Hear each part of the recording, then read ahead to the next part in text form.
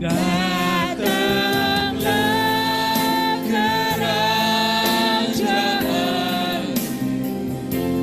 jadilah kehendakmu. Seluruh bumi penuh kemuliaan-Mu.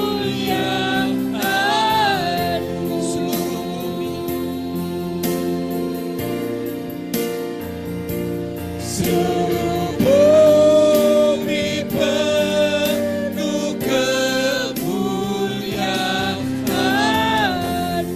Mari sekali lagi nyatakan seluruh bumi.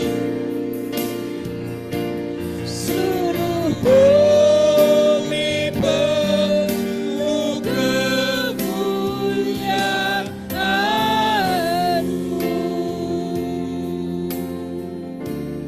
Kami juga mau menyatakan seluruh Lembang dengan desa-desanya penuh kemuliaan-Mu Tuhan. Kami juga mau menyatakan seluruh tempat-tempat di mana kami bersekutu, baik di desa-desa maupun juga di rumah-rumah, penuh kemuliaan-Mu di dalam nama Yesus. Kami juga mau menyatakan hidup kami penuh kemuliaan Tuhan Yesus. Terima kasih Tuhan untuk kebaikan-Mu atas hidup kami. Terima kasih untuk anugerah-Mu yang besar, kasih-Mu yang ajaib yang mendorong Kau datang ke dunia ini, memberikan diri-Mu bahkan mati di kayu salib bagi kami. Terima kasih karena kami boleh menjadi anak-anak-Mu karena iman di dalam Yesus Kristus. Terima kasih karena kami boleh menjadi biji mata-Mu Tuhan. Engkau jagai, Engkau lindungi dan selalu menjadi fokus kasih Tuhan. Kami bersyukur bukan hanya kami tapi seluruh keluarga kami ada di dalam ruang mata-Mu, menjadi anugerah bagi banyak bangsa, bagi banyak orang. Terima kasih Tuhan, terima kasih, terima kasih, terima kasih. Ajar kami pada hari ini duduk diam dengan hati yang terbuka. Mari Roh Kudus jamah setiap kami sehingga kami boleh mengerti, boleh paham tentang identitas kami, boleh paham tentang kasih Kristus yang tidak pernah bisa kami bayangkan itu.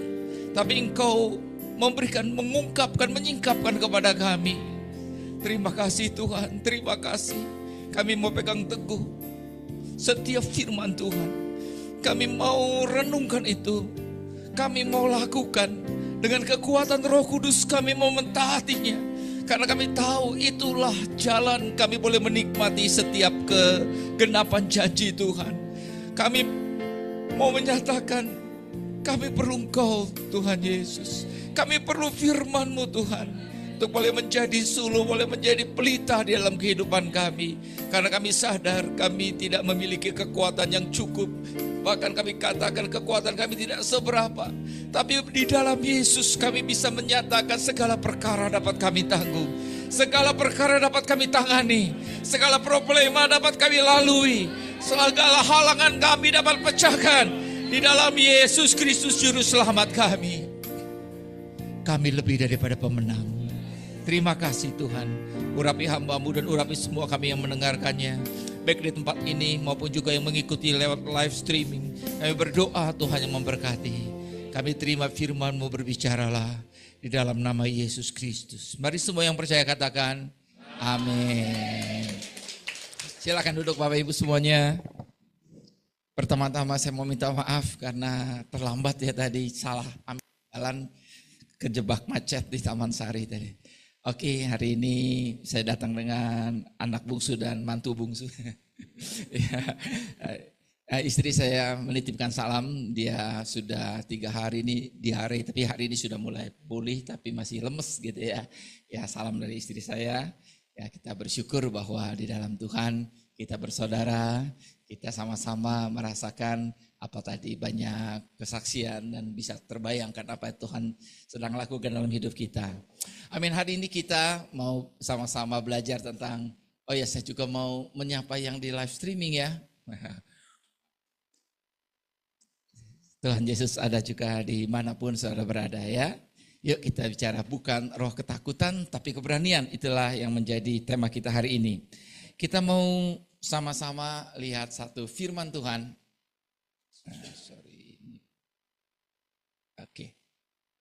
Ah, yuk kita sama-sama bangkit lagi berdiri. Ada satu firman Tuhan yang hidup sekali, yang menjadi sebuah pegangan bagi kita. Ya, mari kita punya sikap seperti Rasul Paulus mengajarkan kepada kita. Ya, karena apa yang terlihat, apa yang kita alami, ya kita harus mengerti bahwa iman itu mengcover semuanya. Di lebih atas, lebih, karena yang spiritual itu akan menjadi dimensi yang merangkul apa yang kita lihat. Kalau kita hidup dengan apa yang kita lihat, maka kita akan cenderung ya merasa lemah, merasa enggak berdaya. Tapi ketika kita men-switch, kita melihat dari kacamata rohani, kacamata spiritual, maka di sana selalu ada harapan, di sana selalu ada jawaban. Amin. Karena itu kita sama-sama suarakan dari 2 Korintus 5 ayat 7 dengan suara yang keras. 1, 2, 3. 2 Korintus 5 ayat 7. Sebab hidup kami ini adalah hidup karena percaya, bukan karena melihat. Yang percaya katakan amin. Yuk suarakan lagi dengan suara yang keras, biarlah ini menjadi sikap kita. Pulang dari sini selalu kalau melihat apa-apa pakai kacamata iman, pakai kacamata firman, ya. Maka kita akan bisa melihat dengan clear keadaan-keadaan yang ada, tidak menjadi takut, tapi kita bisa terus bergerak dengan kuasa dari tempat yang maha tinggi. Amin. Yuk kita sama-sama suarakan lagi. 2 kali lagi. Yang pertama kita suarakan itu, setelah itu nanti kita ganti kata kami dengan namamu, ya. Ini harus jadi personalisasi. Yang pertama kita nyatakan ayat ini lagi. 1, 2, 3. 2 Korintus 5 ayat 7. Sebab hidup kami ini adalah hidup karena percaya, bukan karena melihat. Amin. Kita nyatakan lagi, ganti kami dengan namamu, ya. 1, 2, 3. 2 Korintus 5 ayat 7. Sebab hidup Daniel ini adalah hidup karena percaya, bukan karena melihat. Amin. Yuk silakan duduk Bapak Ibu semuanya. Baik. Nah, kita lihat Bapak Ibu. Nah, ya. Kenyataannya dalam kehidupan kita, kalau kita mau jujur, ya. Banyak orang percaya kita hidup seolah-olah masih terbelenggu, penuh rasa takut, rasa bersalah, tidak yakin akan kasih Allah. Ada masa-masa seperti itu bukan? Atau semuanya udah mantap semuanya? Ini sebuah proses di mana kita tadi, ya, kita harus belajar percaya, bukan apa yang kita lihat. Karena ketika kita melihat, inilah yang seringkali terjadi. Kita melihat keadaan kita melihat kegagalan kita melihat ketidakberdayaan kita. Lalu kemudian kita merasa gagal, kita merasa enggak layak untuk datang kepada Tuhan. Kita merasa enggak layak untuk melayani Tuhan. Perasaan-perasaan itu menekan kita. Karena sebetulnya perasaan itu dikipas-kipasin sama si jahat. Si jahat tuh enggak mau kita bersuka cita. Si jahat itu enggak mau kita hidup berkemenangan dan merdeka. Makanya dia akan terus menuduh. Kamu gagal lagi kan? Memang maneh mah cacing cau. Itu adalah istilah yang menunjukkan bahwa kita itu bukan siapa-siapa, hanya sampah saja, begitu ya. Maka itulah yang akan diterus ditujukan. Sayangnya banyak orang kemudian percaya kepada apa yang dia dengar dari si jahat karena dia melihat keadaan-keadaan. Ada orang yang ya mungkin sudah berdoa untuk kesembuhan, berdoa nggak sembuh-sembuh, lalu berpikir, memang saya mah, ya, dan lain-lain. Tapi hari ini kalau kita perhatikan apa yang menjadi dasar atau keadaan ini terjadi, kita lihat ada 3 hal penting yang akan kita sama-sama pegang, ya. Saya sebagai seorang pengajar ingin ada hal yang bisa dipegang Pak pada waktu kita pulang tadi, ya. Pertama 2 Korintus 5 ayat 7, bisa suarakan tanpa lihat ayatnya. 1, 2, 3. Sebab hidup kami ini adalah hidup karena percaya, bukan karena melihat. Oke, ya. Nanti kita harus tahu juga, percaya itu kemudian harus ada perbuatan. Bertindak berdasarkan kita percaya. Bukan berarti percaya terus cicing wae gitunya. Itu bukan percaya sebetulnya. Percaya adalah kita percaya kepada firman Tuhan, kita melangkah sesuai apa yang firman Tuhan katakan. Amin. Ya, ini ada apa ya? Oh, oke. Nah, jadi benten jadi bareng. Oke. Enggak apa-apa ya. Oke. Baik. Nah, jadi kalau kita perhatikan ada 3 hal. Mengapa orang percaya, orang yang menyatakan diri Kristen, orang yang dikatakan udah lahir baru, bahkan banyak yang kemudian depresi. Ini kenyataan. Ya di gereja kita ada 2 psikiater ya, ahli jiwa, ada Dr. Rahmat, ada Ibu Nur Cahya, dan mereka seringkali cerita yang dilayani itu enggak ada cukup banyak anak yang orang yang sudah melayani gitu ya, yang kemudian depresi, kemudian bahkan ada ya dalam keadaan betul-betul jadi enggak ya maaf OD apa ya ODGJ ya. Nah itu enggak sedikit yang seperti itu. Nah perhatikan baik-baik ada 3 hal. Kenapa? Karena tidak mengerti tentang siapa dia, tentang apa yang menjadi haknya di dalam Tuhan. Yang kedua, sekali tidak percaya. Dikasih tahu enggak percaya. Bahwa ya yang ketiga, akibatnya dia tidak bertindak. Nah, saya mau kasih sebuah ilustrasi yang memberikan katakanlah sedikit pemahaman ya dalam ini. Jadi ceritanya ada suatu kerajaan yang berperang dengan kerajaan yang lain. Ya, jadi kerajaan ini ya kemudian berperang, ya mereka memenangkan peperangan. Lalu ketika satu pasukan masuk ke dalam sebuah rumah bekas bangsawan yang dikalahkan itu, dia mendapatkan di sana ada ruangan tempat di mana ada banyak budak. Budak itu lain budak bahasa Sundanya. Bahasa Sundanya budak letik. Barudak. Budak itu adalah dalam zaman dulu itu ada pelayan-pelayan yang menjadi milik dari si bangsawan ya. Ya, kemudian ada seorang budak ya remaja yang sakit ya dalam keadaan dia di rantai, lalu raja berbelas kasihan kepada sang budak ini. Diobati lalu diangkat anak. Saya tanya, ketika seorang budak diangkat anak oleh raja, dokumennya lengkap. Ada tanda tangan raja, artinya secara hukum sudah berkekuatan hukum. Ya, tidak ada yang bisa menggagalkannya atau membatalkannya karena itu dicap raja sendiri. Bahwa si Anu, ya sebutlah mungkin si Asep, ayo namanya Asep jadi. Oh, ya, sebut aja lah ya. Enggak tahu ya kerajaan itu kerajaan naonnya ya Asepnya. Oke, si Asep sekarang sejak tanggal sekian diangkat menjadi anak raja, pangeran. Berarti kalau diangkat, diberikan sebuah stempel dokumen resmi, maka dia berhak atas semua hak anak raja. Saya tanya, apakah tiba-tiba si Asep bisa merasakan, wah asik saya anak raja. Oh asik, saya punya hak untuk semua. Apakah kira-kira dia berani masuk ke ruangan raja lalu bilang, hei papa, begitu? Masalahnya adalah mentalitas budak yang sudah tertanam kepada dia, ya, yang bahwa dia harus bekerja baru mendapatkan makan. Dia tidak boleh salah, dia selalu takut salah karena akan mendapatkan hukuman.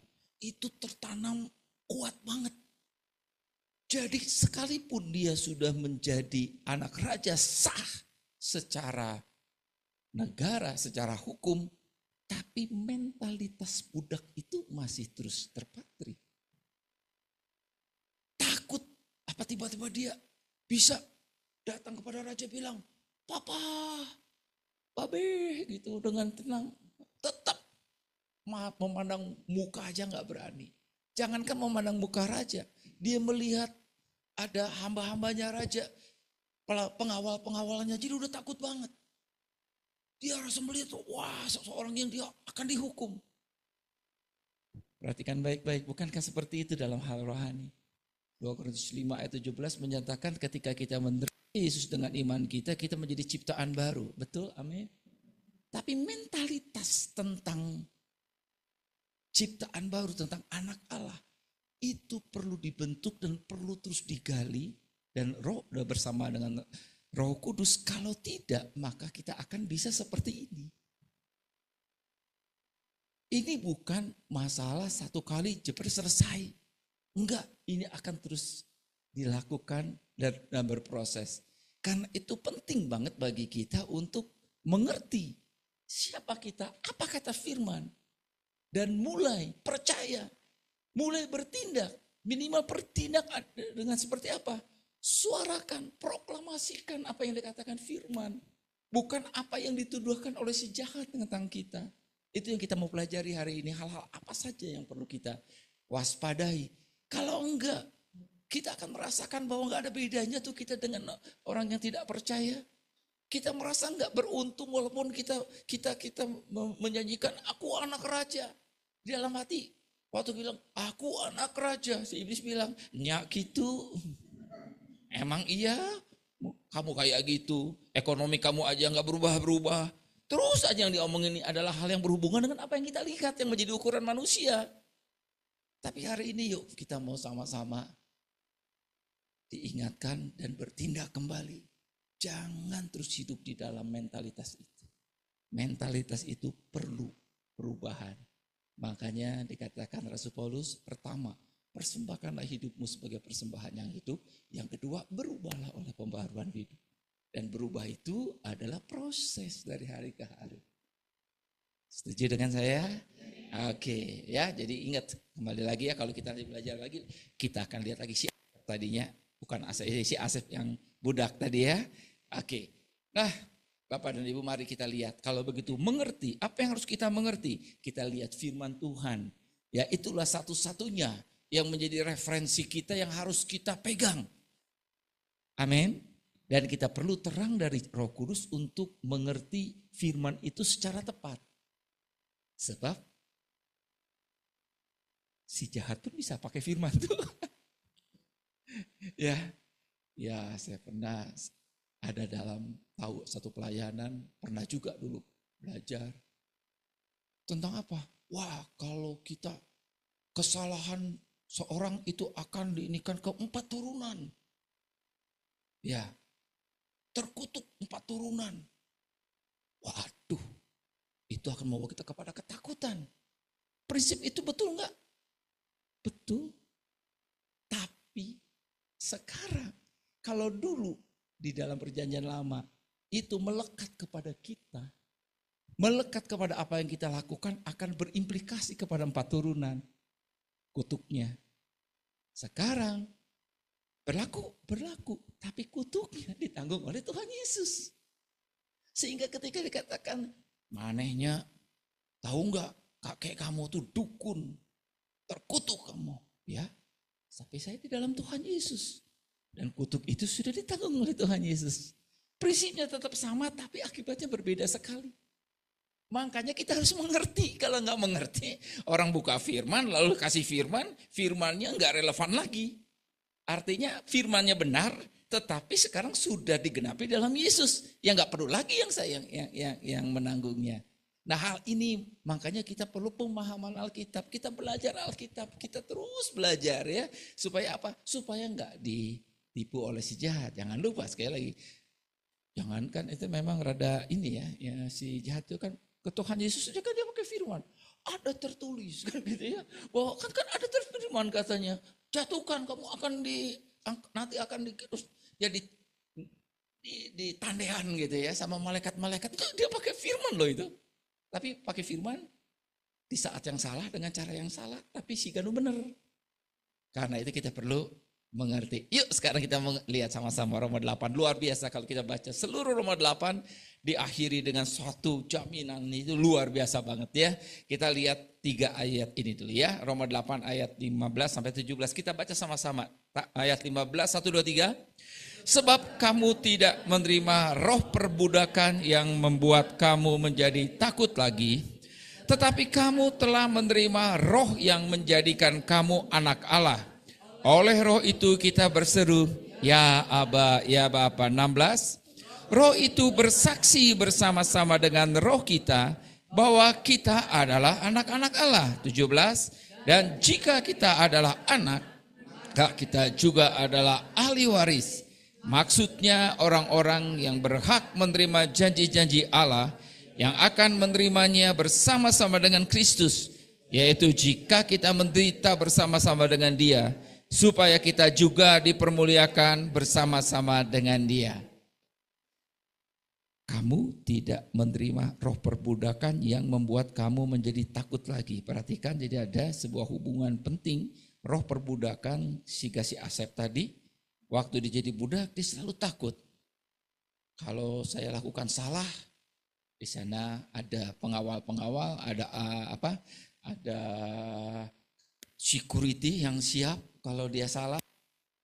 Kalau dia melakukan sesuatu yang tidak standar, dia akan takut sekali. Itulah roh perbudakan.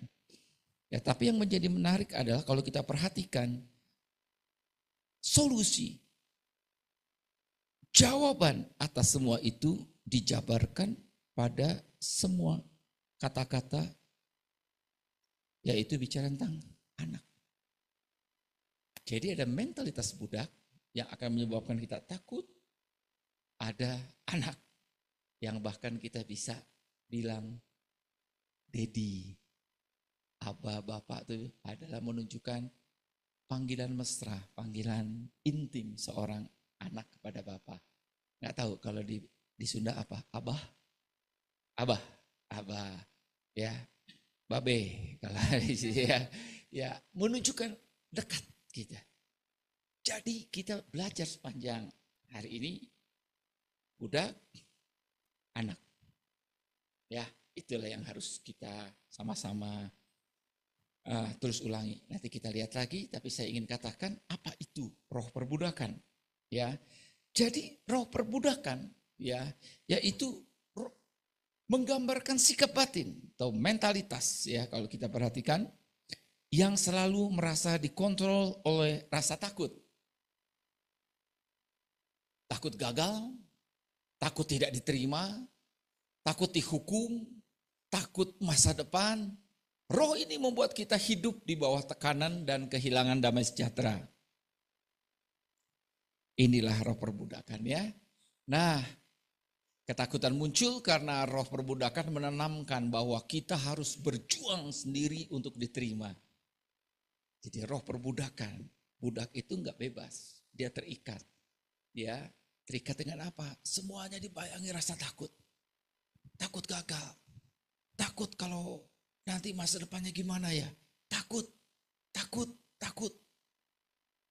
Tapi Tuhan katakan bahwa di dalam Tuhan kita memiliki status yang baru, yaitu anak Allah. Amin. Ini penting banget. Jadi dua hal ini yang selalu kita harus hati-hati, yaitu bicara tentang roh perbudakan dan pemikiran yang salah tentang anak. Kadang-kadang kita berbicara anak tuh selewat aja, kita anak Allah, selewat gitu. Padahal itulah yang paling luar biasa. Betul nggak? Kalau kita mengerti kita anak, ya ada banyak pengajaran macam-macam. Saya selalu mulai saja aja. Saya anak Allah, titik. Saya percaya itu. Karena saya anak, saya pasti masuk ke rumah bapak saya. Kalau saya anak, saya pasti mendapatkan anugerah untuk mendapatkan jaminan. Memang sebagai anak, seringkali kita harus didisiplin kalau salah. Seringkali kita harus dihukum. Tapi dihukum bukan seperti budak yang dihukum. Dihukum untuk kita makin baik. Kalau kita melihat cara berpikir begitu, maka tadi misalkan tadi ya Pak Gunawan jadi tiba-tiba mulutnya jadi naon gitunya. Kalau salah budak, wah iya hukuman. Tapi kalau itu Tuhan mengingatkan, kan beda. Betul? Ya, saya punya cucu yang sedang dididik banyak sama orang tuanya. Kakek tuh kadang-kadang enggak tegaan ya. Jadi ketika anaknya bisa saya lagi ini, Papa lihat, Opa paling sedang dilihat apa? Lihat Baby Fin. Baby Fin adalah kartun yang di sini ya. Tapi sebenarnya sudah dibuatkan jadwal sama ibunya. Nah, satu kali saya ke rumahnya pas lagi, Bapak lihat, lupa saya untuk tanya dulu. Ayo kali. Udah senang. Pas mamanya datang, bilang ini opa ya. Kemudian mama, boleh enggak om? Nah, tidak. Nangislah dia. Abangnya sebentar aja, mami sebentar aja gitu ya. Kalau hati atuh langus perelah gitu aja. Tapi mamanya tidak. Kita sudah janjikan, kita sudah. Dia nangis. Akhirnya kami pulang sampai waktu di rumah sampai saya tanya bilang istri, mah tanyain ku masih janjian. Hati ini enggak ini. Maksudnya adalah itulah Bapak kita di surga. Karena dia disiplinkan tidak. Bukan karena dia tidak sayang ke kita, justru karena dia sayang kita. Kalau kita lihat pola kita sebagai anak, kita mengerti. Kita tetap bersyukur dengan apa yang Tuhan izinkan. Kalau enggak, gua lagi dihukum nih. Salah apa ya? Wah, maka ini kita masuk dalam suatu keadaan di mana serba takut. Si Gana di sana langsung pakai cambuk ya. Salah seetik cepret. Lamun alus, ya dikasih hadiah. Enggak begitu. Ya, enggak begitu. Nah, kalau kita perhatikan, saya melihat beberapa hal yang kita perlu berawas-awas. Roh perbudakan ini memanifestasikan dirinya dalam berbagai bentuk. Yang pertama legalisme, perbudakan oleh aturan. Nah, kalau kita perhatikan, Taurat itu seperti ini. Ini jangan, ini boleh, ini tidak, ini itu seperti itu. Sehingga ketika kita melakukannya, boleh. Oke. Nah, perbudakan karena aturan bukan berarti kita nggak tahu aturan. Jangan. Sekali lagi, balik lagi. Anak, di rumah ada aturan nggak? Ada. Tapi semua itu dibuat untuk supaya kita lebih baik. Bukan untuk aturan ini, dihukum ini. Ya, jadi cirinya adalah tadi. Enggak boleh ini, harus begini. Nah begitu ya. Nah jadi ketika kita mengerti, maka kita akan bisa bersikap benar. Harus saat teduh. Ntar dulu. Ini yang mana nih? Yang legalisme atau kita mengerti? Kita punya kehormatan, kita sadar kita hanya bisa bergantung pada Tuhan Yesus. Kita datang mau menikmati dia, kita punya kehormatan untuk bisa menikmati dia. Kita sadar bahwa saya tidak punya kemampuan. Saya perlu petunjuk Tuhan. Beda sekali kan? Lain sekali. Harus berdoa. Minimal 1 jam. 45 menit. 50 menit. Alah kurang 1 menit. Pantesan saya tadi Teti Tajong kurang 1 menit. Apa motivasinya? Legalisme. Ya, seorang anak menikmati hubungan dengan bapaknya karena itu menurut satu kehormatan. Menikmati untuk juga menikmati semua fasilitasnya. Yang kedua, perbudakan oleh dosa dan rasa bersalah masa lalu. Kita cuma ngerti, ada orang mungkin yang berpikir, di Barreto saya mah memang orang yang keras. Seolah-olah tidak bisa berubah. Salah. Betul? Jadi seolah-olah dia membenarkan diri, dan saya mah orang laki. Saya mah orangnya, pokoknya naonnya jebret aja. Bangga lagi. Kita lihat ukurannya. Bahwa di dalam Yesus buah-buah roh.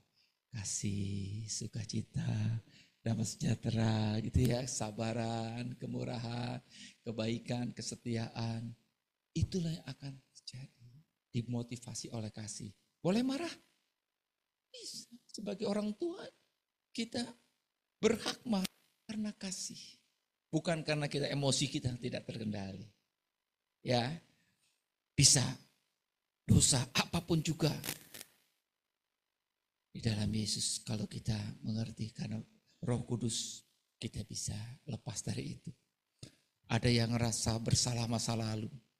Sehingga meskipun dia tahu ada firman bahwa Tuhan mengampuni. Menjauhkannya dari timur. seperti dari timur ke barat. Ada seseorang terus-menerus dihantui oleh dosa-dosa lamanya. Dia merasa tidak layak untuk datang kepada Allah dan hidup dalam ketakutan bahwa Allah masih marah padanya. Pakai perasaan, pakai pikirannya. Kenapa? Karena yang dia lihat di dalam kehidupan rumah tangganya, komunitasnya, ya orang tuh begitu. Kadang-kadang mungkin maminya juga bilang begitu seorang anak. Udah berapa kali mami bilang jangan. Jadi kalau begitu Tuhan di sana juga begitu ya. Sudah berapa kali ya? Jadi satu kali kalau kita misalkan, waduh saya jatuh lagi. Sudah yang ke-693 kali. Pakai tabulasi. Misalkan, lalu datang kepada Tuhan, Tuhan ampuni Tuhan, saya sudah 690 kali jatuh dalam dosa. Misalkan berbohong. Pada Tuhan bilang, oh ya ini baru yang pertama. Kan pada waktu itu, pada waktu ini, pada waktu. Tuhan bilang, baru yang pertama. Kenapa? Karena ketika kita minta ampun itu sudah di-delete. Tapi pikiran kita nggak begitu. Lalu terus aja kita menghukum, dasar kita, saya mah nggak bisa, dasar saya mah, dasar. Ya iya, karena dari sana si jahat terus menunjuk, mana teh gitu, cacing jauh, mana teh, bisa. Ya dasar, maknanya. Itulah tuduhan si iblis, dakwaan. Dakwaan sih. Oke, rasa bersalah yang menyebabkan bagaimana dalam keadaan itu seorang bisa bersuka cita.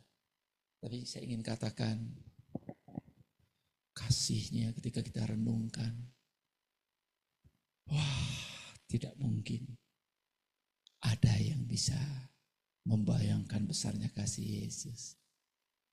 Dan itu membuat kita terpukau. Kalau kita renungkan, itulah yang membuat kita mau melakukan sesuatu karena kasih. Senang sih dia kalau kita melayani. Kogun, senang. Bapak kita senang, tapi tadi ya saya tadi bilang jangan lagi membawa tidak sungguh yang harus dijawab. Ini. Kalau kita membawa persembahan, Tuhan senang. Bawa ke rumah papa, oleh martabak, suka nggak? Ini bawa kesukaan, puji Tuhan. Senang, walaupun bagi papahnya mungkin martabak, jangankan martabak, toko martabaknya juga bisa dibeli. Tapi ketika seorang anak membawa ke satu, senang dia. Kalau dengan hati yang sungguh, bukan mau, ini martabak, ada udang di balik bakwan. Dengan martabak itu beda lagi, beda konteks ya. Oke. Nah, yang ketiga perbudakan oleh performa. Berapa banyak saya? Maka kita akan melihat kalau seperti ini perbudakan apa? Saya ingin melayani dihitung. Nah, dia bangga karena bulan ini saya sudah sekian kali ini, saya sudah ini, saya sudah itu, saya sudah. Jadi dia performa. Sebaliknya ketika dia tidak mencapai target, dia akan merasakan, aduh. Jadi kita diperbudak oleh itu. Tapi sekali lagi, kembali lagi mentalitas anak. Kita melayani Bapa kita yang begitu mengasihi kita. Karena kita mengasihi. Kita mentaati setiap perintahnya. Bukan karena kita takut dihukum kalau kita nggak taat. Tapi karena kita mengasihi dia, karena kita tahu dia terlampau mengasihi kita. Istri saya lagi sakit. Langsung saya ini apa yang bisa saya lakukan? Beli ini, ayo mah, ini. Kenapa? Bukan terpaksa, kudu. Bukan, karena saya mengasihi dia. Lain kan. Yang keempat perbudakan oleh iblis. Ya ini tipu muslihat. Ada iblis punya tipu muslihat. Ya terus menerus menuduh kita. Ya coba misalkan dia tuduh apa seperti ini. Bisikan-bisikan yang menuduh dan melecehkan. Lihat kamu gagal lagi. Tuhan pasti kecewa kepadamu. Wah, cara pandang kita salah terhadap Tuhan. Yang kelima perbudakan oleh tradisi dan manusia. Kadang-kadang kita takut untuk misalkan memberi masukan kepada pemimpin. Karena kita takut dianggap memberontak. Memberi dimasukkan benar, tidak salah. Jangan takut. Tapi yang salah kalau pemimpin sudah menentukan tertentu lalu kita melakukan yang lain. Tapi kadang-kadang kita takut. Kita inginnya bersetuju dan supaya takutnya. Nah hal-hal seperti ini. Ya ada satu lagi ya, perbudakan materialisme. Mamon, semua dilihatnya dari duit, hepeng, cicis. Semua diukur dari situ. Maka kita diperbudak oleh itu. Ada satu perkataan, uang itu hamba yang baik, tapi bisa menjadi tuan yang kejam. Makanya kita harus bukan diperhamba, kitalah yang menguasai diri itu. Amin ya, kita sudah tahu hal ini, ya kita kembali lagi sekarang. Bagaimana kalau itu jalan keluarnya? Baik, perhatikan ayat 16, yuk kita baca sama-sama. 1, 2, 3. Roh itu bersaksi bersama-sama dengan roh kita bahwa kita adalah anak-anak Allah. Kata yang dipakai roh itu bersaksi adalah terus menerus. Bukan dia pernah bersaksi, dia akan bersaksi. Tapi dia terus bersaksi di dalam hati kita. Pada setiap orang yang menerima Yesus sebagai juru selamat, dia adalah anak-anak Allah. Dan dia bersaksi, kamu anak Allah. Kamu anak Allah. Artinya apa?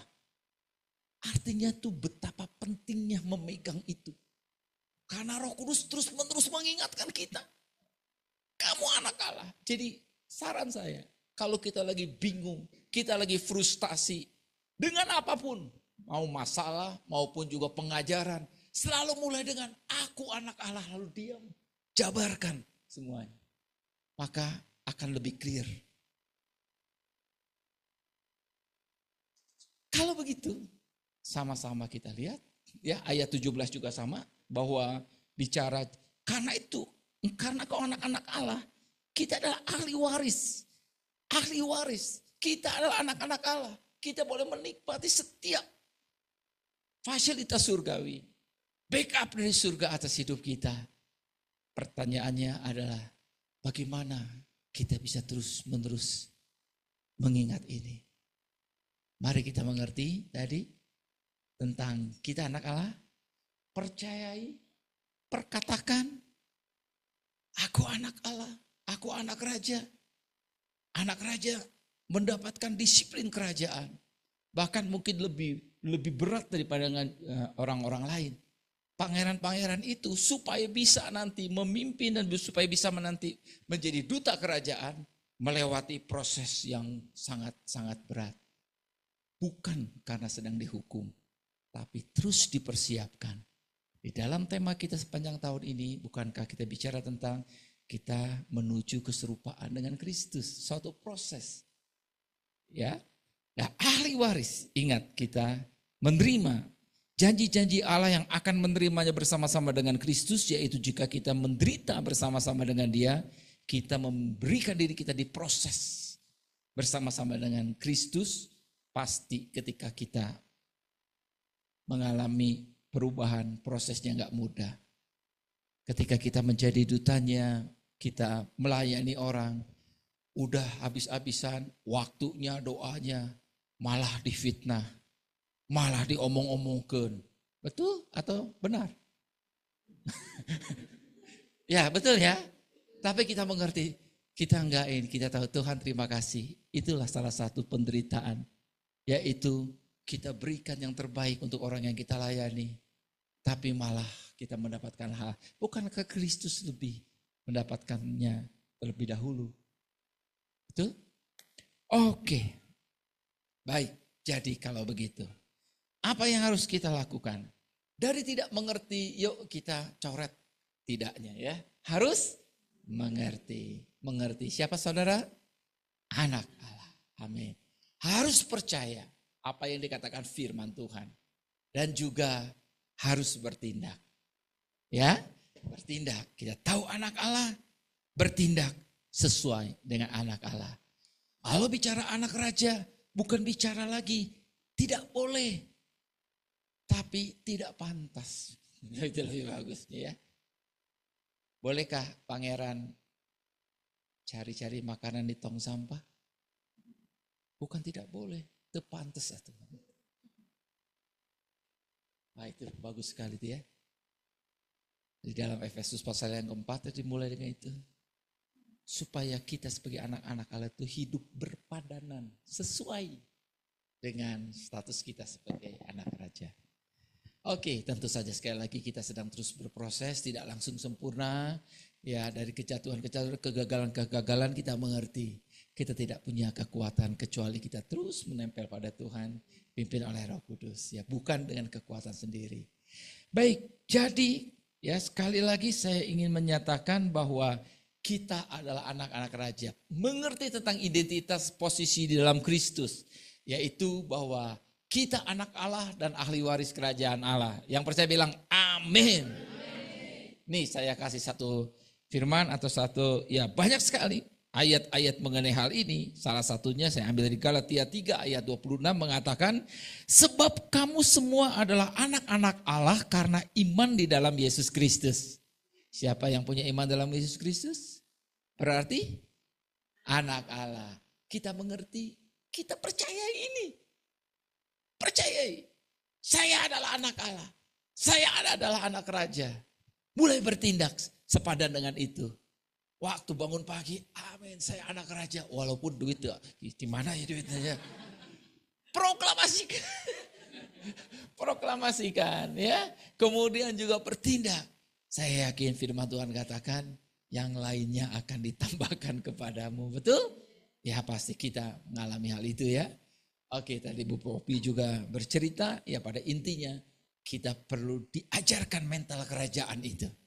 Yang tadinya si Asep terbiasa jadi budak, baru dengar suara tuannya aja udah takut banget begitu. Sekarang ngedengar suara bapaknya harusnya kan, aduh papa pulang. Waduh seperti itu ya. Oke, nah ada beberapa hal supaya kita bisa mengerti. Kelihatannya ini bayi biasa, ini bayi. Ya ini seorang pangeran, walaupun pangeran bukan dari kerajaan zaman dulu ya, ini adalah pangeran dari Butan. Pernah tahu Butan? Ya bukan Butan Pinus ya. Butan. Nah yang menarik apa adalah dia memiliki DNA atau kita bilang benih ilahi. Kalau dibuat, ditelusuri, benar ini adalah pangeran. Jadi saya ingin menekankan juga bicara mengenai orang yang diadopsi menggambarkan sebagian. Tapi ada hal yang lebih hebat lagi. Bahwa sebagai anak Allah, saya dan saudara memiliki benih ilahi. Yaitu Roh Kudus yang ada dalam diri kita. Yang menyebabkan kita bisa memiliki potensi untuk menjadi serupa dengan Kristus. Saya bilang potensi. Ya karena itu bicara enggak semua orang bisa berubah, tergantung karena masih ada satu variabel penting yang tidak pernah akan diambil dari diri kita. Yaitu kehendak bebas kita. Ya. Nah begitu juga ini. Ini ada ini ada bayi. Tahukah siapa ini? Ini adalah cucu saya. Saya ingin katakan bahwa di dalam dia ada DNA saya. Ya ini bicara tentang yang namanya DNA ya. Ya ini cucu saya yang apa? Yang senang untuk dia senang tertawa. Ya jadi kadang-kadang lagi nangis kali itu ketawa dulu terus nangis lagi gitu ya. Lucu banget. Kata saya sih lucu banget ya. Itulah yang dikatakan biasanya gitu kan. Kemarin cucu saya ada perform ya cuma kikian hungkul gitu ya, tapi orang tuanya pada semua wow gitu kan, kenapa bangga sekali melihat anaknya. Itulah juga orang tua kita di surga, mungkin kita baru bisa kikian, wah itu anak saya. Ya, itulah kasih, siapa yang paling cakep, siapa yang paling lucu, pasti yang berhubungan dengan DNA kita kan gitu ya. Nah jadi jangan lupa Bapak Ibu, mungkin kita gak merasa, tapi di sekeliling saudara, itu malaikat-malaikat Tuhan itu berjaga-jaga. Pada waktu kita lahir baru firman Tuhan katakan seluruh surga bersuka cita. Lalu kalau udah bersuka cita sekarang dicicingkan wae itu dibiarin gitu. Mual mungkin. Kita mungkin nggak ngerasa tuh. Tapi malaikat-malaikat Tuhan berjaga-jaga atas kita. Kenapa? Itu biji matanya raja di atas segala raja. Gak akan dibiarin. Oke, nah coba kita lihat ya. Ada beberapa hal penting ingin saya katakan. Jadi bahwa benih ilahi di dalam orang percaya. Ketika kita percaya kepada Yesus, kita menerima benih ilahi yang berasal dari Allah. Itulah yang menyebabkan kita DNA dikatakan sekarang seperti itu ya. Di dalam 1 Petrus 3 ayat yang ke 1 Petrus 1 yang ayat ke-23, karena kamu telah dilahirkan kembali bukan dari benih yang fana, tetapi dari benih yang tidak fana oleh firman Allah dan yang hidup dan yang kekal. Ya, kita memiliki kesamaan apa? Roh Kudus ada di dalam hati kita. Kita sebagai bayi Roh Kudus. Benih ilahi itu seperti DNA rohani, membentuk karakter dan kehidupan kita menjadi berpotensi menjadi serupa dengan Kristus. Yang percaya katakan amin. Sejelek-jeleknya tabiat seseorang, seburuk-buruknya masa lalu dia, ketika menerima Yesus, Roh Kudus ada di dalam dirinya, menjadi ciptaan baru, dia bisa diproses berubah. Responi setiap firman Tuhan untuk kita berubah. Coba kita lihat nih sama-sama baca ya. Ini sama-sama baca nih. Kita lihat nih dalam 1 Yohanes 3 ayat 1. Yuk kita baca, ini luar biasa banget. 1, 2, 3. Lihatlah betapa besarnya kasih yang dikaruniakan Bapa kepada kita, sehingga kita disebut anak-anak Allah, dan memang kita adalah anak-anak Allah. Karena itu dunia tidak mengenal kita, sebab dunia tidak mengenal Dia. Jadi bukan hanya sebutan. Kalau tadi saya sebut si Asep tadi, itu baru setengah benar.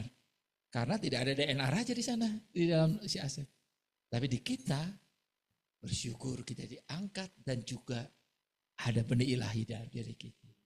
Wow, ini dahsyat luar biasa. Nah, sebagai contoh supaya kita mengerti ya, coba lihat siapa yang senang sekali main-main dengan ini. Ada yang ngelihat ini, lucu. Adalah mungkin 1-2 orang ya. Tapi rasanya nggak banyak. Kalau ngelihat ini biasanya, langsung merasa geli. Betul nggak? Ini apa ini? Ulet. Kalau kita jadi ulet, kira-kira apa yang kita lihat karakteristik sifat ulet sini? Jalannya pelan. Kemudian cara pandangnya terbatas banget gitu ya.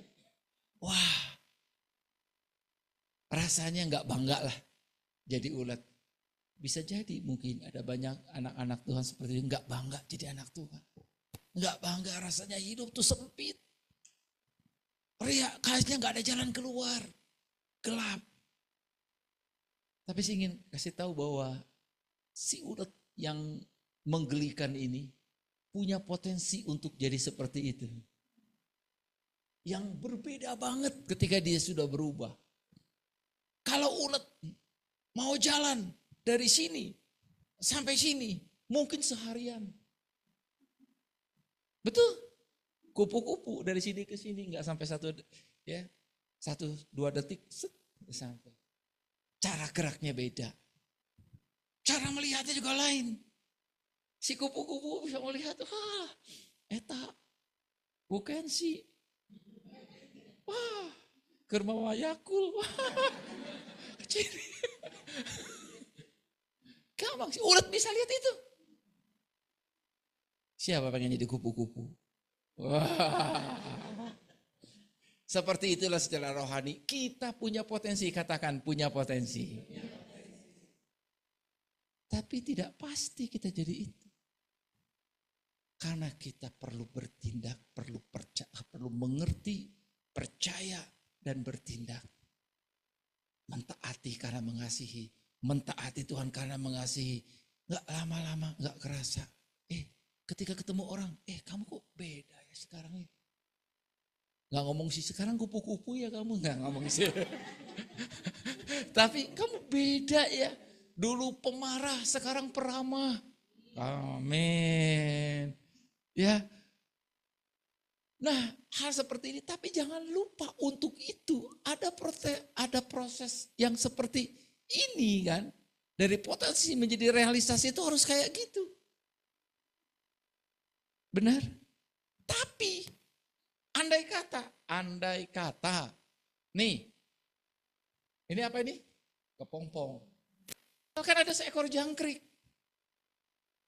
Saya pengen masuk ke kepompong. Siapa tahu jadi butterfly. Bisa nggak? Belalang masuk. Siapa tahu jadi kupu-kupu. Bisa nggak? Itulah namanya DNA. Si ulet itu punya DNA sama dengan yang kupu-kupu punya. Tapi bentuknya masih menjijikkan, menggelikan. Kamu dan saya bisa berubah. Dari takut menjadi berani. Dari merasa kecil gagal menjadi puji Tuhan, jadi berkat bagi banyak orang. Ya karena kupu-kupu bukan hanya semua orang melihat dia indah. Tapi dia juga membantu suatu penyerbukan. Membantu makhluk yang lain menjadi berkembang biak. Inilah kita semua yang ditetapkan. Amin. Bukan roh ketakutan. Bukan roh perbudakan. Tapi anak-anak Allah memberkati banyak orang. Puji Tuhan, inilah yang Tuhan inginkan. Yang terjadi dalam kehidupan kita. Sehingga sudah sepantasnya sekarang. Proses perubahan hidup. Sekarang jadi ketawa semuanya ya. Itu kayaknya ada Pak Medi yang paling gini. Mirip. Rada mirip, tapi itu gak mirip Bu Kensi.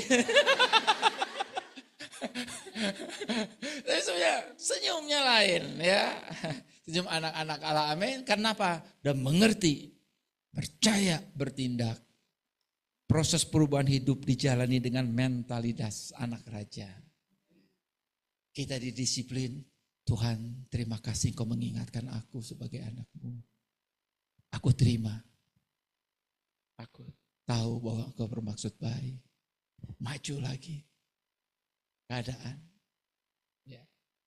Nah, proses ini proses yang menarik karena bukan dikerjakan oleh kekuatan kita sendiri, tapi karena Roh Kudus membuat kita mengerti, kita merespon apa yang dibukakan oleh Roh Kudus dengan percaya terhadap firman Tuhan, lalu kita bertindak melangkah dengan kekuatan dan dipimpin oleh Roh Kudus juga.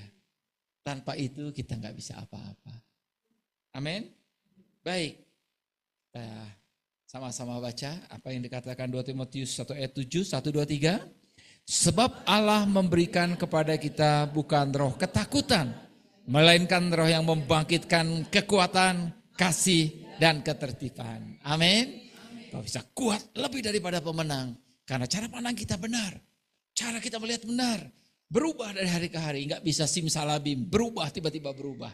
Tapi kita berubah seperti seorang anak, bayi menjadi remaja, menjadi dewasa, tadinya disuapin, tadinya betul-betul dijagain, lama-lama dia bantu ayahnya, dia bantu ibunya, dia berperan di dalam keluarga. Betul? Ya, itulah yang Tuhan inginkan dalam hidup kita. Ya. Nah, dalam Roma 8 ayat 1 dan 2, ya saya bacakan, demikianlah sekarang tidak ada penghukuman bagi mereka yang ada di dalam Kristus Yesus. Roh yang memberi hidup telah memerdekakan kamu dalam Kristus dari hukuman dosa dan dari hukum maut. Hukum dosa kita bisa dibebaskan. Kita bisa menang atas dosa. Ya, dengan kekuatan dari Tuhan, dengan kita mengerti siapa kita. Kita mengerti, kita menghormati ayah kita, bapak kita. Karena itu kita melakukan yang sepadan dengan identitas status kita. Kalau begitu, apakah ayat ini menjadi sesuatu yang asing? Kalau kita lihat sesuatu dari urutannya, pasti kita bisa katakan. Yuk baca sama-sama. Filipi 4 ayat 13, 1, 2, 3. Segala perkara dapat kutanggung di dalam Dia yang memberi kekuatan kepadaku. Amin. Segala perkara dapat kutanggung. Karena kita mengerti mentalitas anak tadi. Kita berlaku sebagai anak raja. Saya di backup oleh surga. Roh yang membangkitkan Yesus dari antara orang mati juga bekerja dalam hidupku. Kalau begitu, segala perkara, segala problema, bukan hanya saya atasi, tapi saya bisa belajar dari masalah itu. Keadaan-keadaan sulit bukan saja bisa saya pecahkan, tapi saya bisa belajar. Ada banyak keputusan salah mungkin. Ada hal-hal yang salah yang kita lakukan, kita bisa belajar. Oke, Roh Kudus ajar saya. Makin lama kita makin bijak, makin dewasa di dalam Tuhan. Segala perkara dapat kutanggung, dapat kutangani, dapat kupecahkan, dapat kuputuskan dengan baik dan benar. Di dalam Yesus yang memberikan pengertian, memberikan kekuatan, memberikan pertolongan. Amin. Baik. Jadi kalau kita mau bukan ya, Anda bukan hamba yang diremehkan, kalah, tersisih, terpuruk. Anda adalah biji matanya Tuhan. Karena Anda adalah anak Allah, bukan hamba. Amin. Anda adalah ahli waris, bukan pengemis. Anda adalah yang ditebus, bukan yang terbuang. Anda adalah yang dipimpin oleh Roh, bukan yang tersesat. Janji Tuhan tidak bergantung pada keadaan Anda, tapi pada kasih setianya dan respon kasih-Mu. Mari kita mengerti, baca, renungkan, percayai setiap janji, setiap perkataan firman, bahwa itu adalah milik kita, berlaku atas kita, lalu kita bertindak, mentaati firman, melangkah dengan kekuatan Roh Kudus. Maka kita lihat perubahan-perubahan yang terjadi, bahwa kita berjalan dengan iman, dengan percaya, bukan karena melihat. Mari kita bangkit berdiri. Saya ingin kita sama-sama merenungkan hari ini. Bagaimana keadaanmu?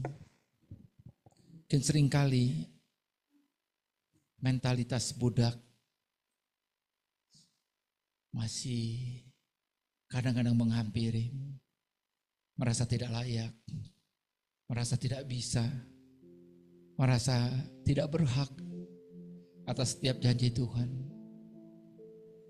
Atau engkau membiarkan tuduhan-tuduhan si jahat menipu karena dia kita tahu, dia berusaha mencuri kebahagiaan kita. Dia mencoba untuk membinasakan masa depan kita. Bisa jadi dia berkata bukan diri kita, tapi dia kata tentang keluarga kita. Doakan anak-anakmu, jagai, proklamasikan firman Tuhan atas mereka. Mungkin saat ini secara mata kita melihat anak-anak, orang-orang yang kita kasihi, tidak punya pengharapan, tidak punya masa depan. Tapi mari kita berdiri dan berkata, memperkatakan firman dan iman kita. Di dalam nama Yesus, aku terima setiap berkat rohani. Di dalam nama Tuhan Yesus, aku terima kekuatan dan kebijaksanaan untuk memecahkan setiap masalah. Di dalam nama Tuhan Yesus, terimalah kekuatan dari tempat yang maha tinggi untuk engkau selalu bisa bersukacita di dalam semua keadaan. Luangkan waktumu untuk berbicara kepada Bapa di surga tentang kerinduan-kerinduanmu. Kalau ada yang mau kau akui kesalahan-kesalahan, akui dan datang kepada Raja di atas segala raja. Bukan karena kita takut dihukum, tapi ketika kita tidak mentaati perintahnya, kita membuat dia sedih, tapi dia tetap tidak pernah membuang kau. Tidak ada satupun yang dapat memisahkan kita dari kasih Kristus.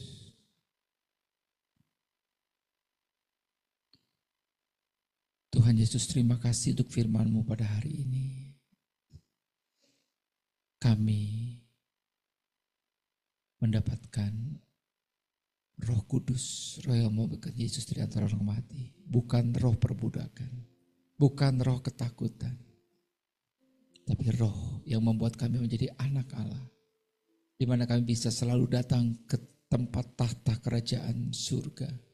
Membawa darah Kristus, membawa pengorbanan Kristus. Terima kasih. Hamba berdoa perbaharui setiap jemaat-Mu. Perbaharui cara pandang mereka. Perbaharui mentalitas mereka. Mentalitas anak raja, mentalitas berkemenangan, mentalitas lebih daripada pemenang. Terima kasih Tuhan Yesus, terima kasih untuk firman-Mu yang kami hari ini bisa nikmati bersama. Terima kasih, di dalam nama Yesus kami berdoa. Amin. Silakan duduk. Oh sekalian, yuk, mari kita angkat kedua belah tangan kita. Jemaat Tuhan, terimalah kuasa dari tempat yang maha tinggi, yang memampukan engkau untuk terus naik, tidak turun. Yang memampukan engkau untuk menjadi kepala dan bukan ekor. Terjagalah, terlindunglah keluar masukmu. Terjagalah dan terlindunglah setiap pelayananmu. Menjadi berkat bagi banyak orang. Karena Tuhan Bapa kita di surga selalu memberikan kehangatan wajahnya, menuntunmu dengan kasih karunia Yesus Kristus dan kekuatan dari tempat yang maha tinggi, yaitu Roh Kudus, menyertaimu dari sekarang sampai selama-lamanya.